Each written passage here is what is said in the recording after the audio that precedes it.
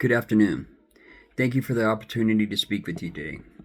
When I first started learning about policies affecting people who are unhoused and have substance use disorders, I was confused by one major issue.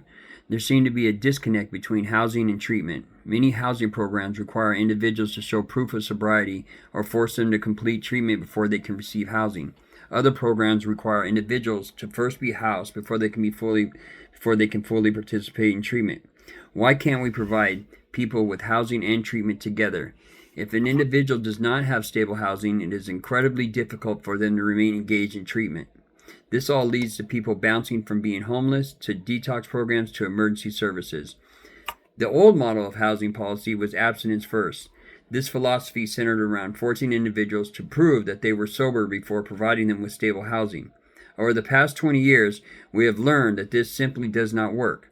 Whenever I hear someone talking about forcing someone to prove sobriety before providing them with housing, I counter with offering housing first with treatment attached.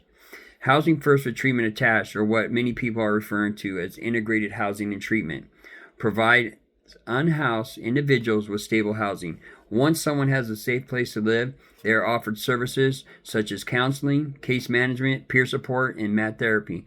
Not only does someone have a place to lay their head at night, but they have access to services that will allow them to get well. While many communities are adopting this kind of language and approach to homelessness, our funding still does not reflect these values. Housing is often funded through one set of grants, and treatment is often funded through another. There is not enough encouragement for housing providers and behavioral health providers to talk to one another. This causes massive administrative barriers for people that need both housing and treatment.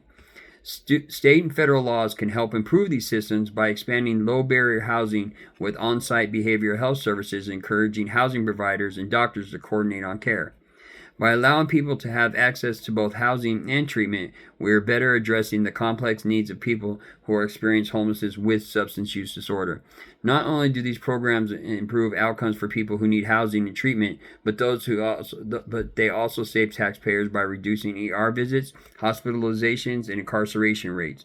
Please consider policies that would encourage more integration of treatment and housing programs. Thank you.